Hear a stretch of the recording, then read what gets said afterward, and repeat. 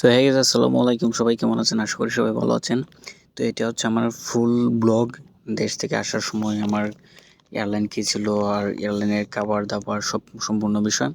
তো আমি বাসা থেকে বের হওয়ার সময় তেমন একটা ভিডিও করতে পারি নাই, বুঝেনি তো সবাই, ইমোশনাল সময়। তো আমি আমার ফ্লাইট সকাল 10:45-এ ছিল। আমি রাত্রের বেলায় আমরা চলে আসছিলাম। রাত্রে আসার পরে ওয়েটিং রুমে ওয়েট করছিলাম অনেক সময়, প্রায় আমরা রাত 2টার দিকেই পৌঁছে গিয়েছিলাম। তো ওইখানে অনেকক্ষণ হাঁটাহাঁটি, পরে খাবার দাবার সব কিছুই হলো। নেক্সট ডে আমি অনেকক্ষণ শুইলাম, আর এদিকে ফয়সলর সকালে শুয়েছিল। পরে সকাল হয়ে গেল 8টার দিকে আমি ঢুকে পড়বো, তাই জন্য চলে গেলাম আমরা এয়ারপোর্টের ভিতরে। এখন আমি ভিতরে যাওয়ার পরে দেখতেছি যে ফ্লাইট এত পরিমাণের মানুষ। আমার যে ফ্লাইট, এটা কাতার এয়ারলাইন্স। তো যা বলার বাইরে, আমার সামনে ছিল প্রায় 200-300 জন মানুষ, আর পিছনে আরও 200-300 জন।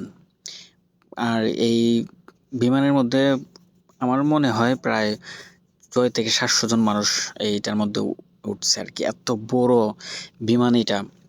তো আমাদেরকে বাস দিয়ে নিয়ে চলে গেল সবাই।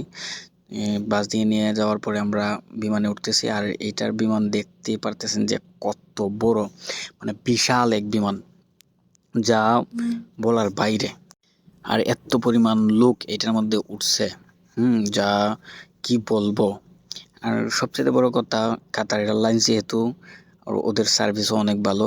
আর আমার ভাগ্যক্রমে সিট জানলার কিনারায় পড়ে নাই, তো অনেকগুলো ভিডিও করতে পারি নাই। আমার একদম ফ্রন্টে সামনের মধ্যে পড়ছে।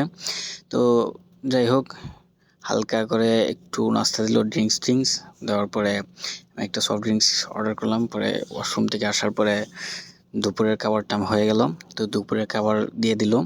চিকেন বিরিয়ানি আমি অর্ডার করছিলাম, আর সাথে কিছু ডেজার্ট আর সফট ড্রিঙ্কস। তারপরে আমার খাবার দাবার শেষ হয়ে গেল। শেষ হওয়ার পরে আরেকবার জুস এনে দিল, আর আমি একটা মুভি চালিয়ে অনেকক্ষণ মুভি দেখলাম, ফুল একটা মুভি।